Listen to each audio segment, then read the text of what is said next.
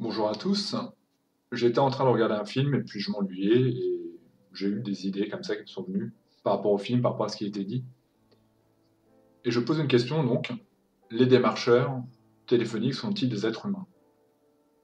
La question comme ça de prime abord peut sembler curieuse, mais c'est tellement agaçant d'être démarché au téléphone, c'est tellement pénible que malgré tout la réponse est oui. Les démarcheurs téléphoniques sont des êtres humains. Effectivement, c'est fort pénible, mais il faut bien penser qu'ils sont payés, qu'ils sont très certainement pas payés beaucoup, que c'est des petits métiers qu'on fait comme ça quand on est étudiant ou que vraiment on trouve rien, que finalement vous pourriez l'être vous-même.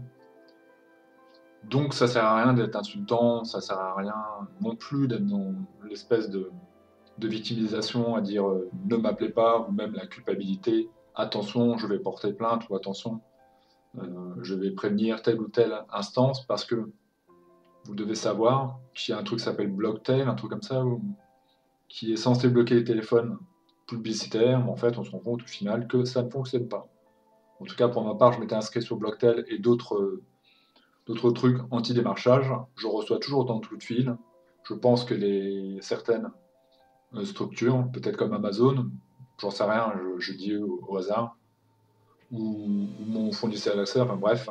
En tout cas, mon numéro circule encore et donc on m'appelle encore. Donc comment on peut faire dans ces cas-là?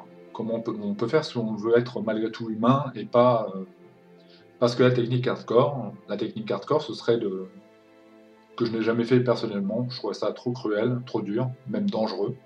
Honnêtement, vous pouvez réellement mettre en danger quelqu'un qui serait simplement au téléphone et qui n'anticipe pas du tout sur le fait que vous pouvez vraiment atteindre à sa santé. Par exemple, la technique dangereuse, ce serait de voir quand quelqu'un téléphone avec un numéro que vous ne connaissez pas en 01 ou en 005 ou un truc un peu inhabituel. Vous décrochez, vous mettez votre musique préférée, un petit morceau de Slipknot, un truc comme ça, à fond, et vous mettez le téléphone dessus, sur votre enceinte. Peu importe ce qui va être dit après, ça ne vous concerne pas tellement, parce que de toute façon, le démarcheur sera sourd. Enfin, en tout cas, sur le moment, il vous maudira vraiment, et il en aura pour un moment avant de s'en remettre. Et évidemment, il n'y aura pas tellement intérêt à communiquer avec lui après. Je pense qu'il aura accroché bien avant, mais c'est réellement dangereux, parce que vraiment, vous pouvez le rendre sourd. C'est quand même assez cruel, et ces gens-là ne méritent pas un tel traitement, j'ai envie de dire. Par contre, ce qui peut être amusant, c'est un petit peu de les troller en quelque sorte. Et ça m'est déjà arrivé. Un jour, j'étais de bonne humeur. Vous comprendrez à force de suivre mes vidéos que je suis quelqu'un de fantasque, que j'ai beaucoup d'imagination, que je peux être très délirant, que j'aime le cinéma aussi un petit peu comme ça. Enfin bref, je suis un mec un peu inclassable. Et donc, un jour, où je reçois un coup de fil comme ça, j'avais envie de troller. C'était une jeune femme. Et pour que ça fonctionne, il faut qu'elle dise votre prénom en fait, enfin votre nom de famille. Je suis bien chez monsieur Untel, par exemple monsieur Pernaut, excuse-moi Jean-Paul ou Jean-Pierre Pernaut, je ne sais plus. Je suis bien chez monsieur Pernaut.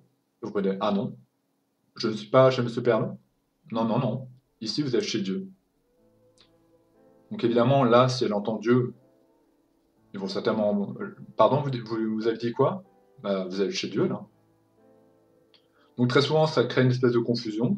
Vous venez de déstabiliser votre interlocuteur, et puis vous pouvez ajouter, vous êtes chez Dieu, vous êtes au paradis. Et là, la nana doit se dire, il est complètement taré le mec. Ou j'ai même pensé pendant un moment qu'elle a douté de ce qu'elle a entendu. Elle a été complètement déstabilisée. Et peu de temps après, elle m'a dit, bon ben, d'accord, au revoir. Voilà, ça fonctionne très bien. C'est amical.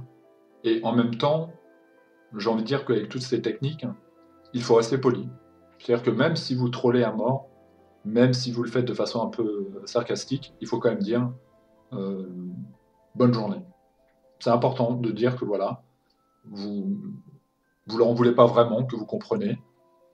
Et une autre technique que j'ai utilisée, il est un peu tard, je n'ai pas bu, vous pourrez penser des fois le mec qui picole, non, non, c'est mon imaginaire, c'est mon côté, voilà, je suis comme ça. Et c'est le fait qu'il est tard, il est minuit 9, et comme je prends les cachets pour dormir, le mélange des deux n'est pas très bon, mais j'arrive encore à articuler, donc je peux le faire. Puis après, je vais sans doute tomber de sommeil. Une autre technique que j'ai fait il n'y a pas très longtemps, qui était amusante, pareil, une technique plutôt bienveillante, et si la personne au téléphone a du recul, Ça va l'amuser.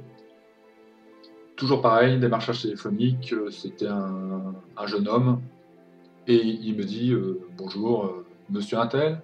Là, je lui dis oui, ok, c'est monsieur, je suis donc monsieur Pernaut. Bonjour monsieur Pernaut, le mec commence à me parler, stop, arrêtez-vous. Il continue à parler, stop, arrêtez-vous, je viens de lui dire vous arrêtez de parler. Je voulais vous demander, vous poser une question, une simple question. Il va dire oui, bon, allez-y, posez la question. Est-ce que vous pensez que vous allez me dire, ce que vous allez me dire là maintenant, va m'être utile?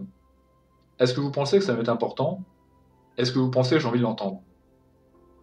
Et là, la personne est relativement déstabilisée, encore une fois.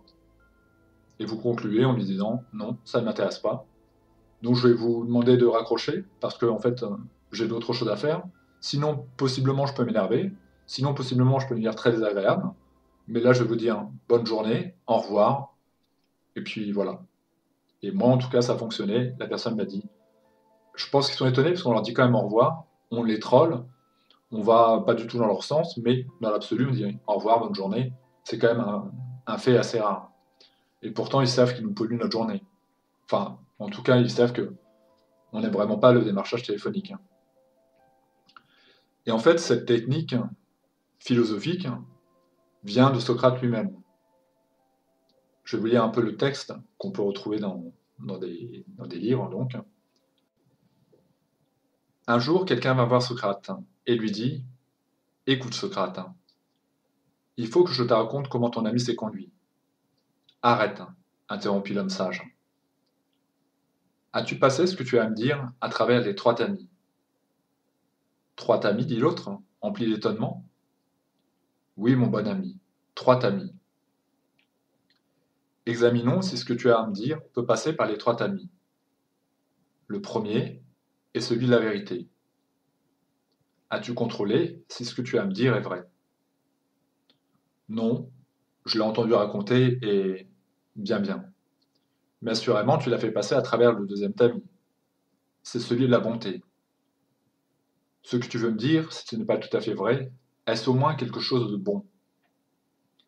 Hésitant, l'autre répondit: non, ce n'est pas quelque chose de bon, au contraire.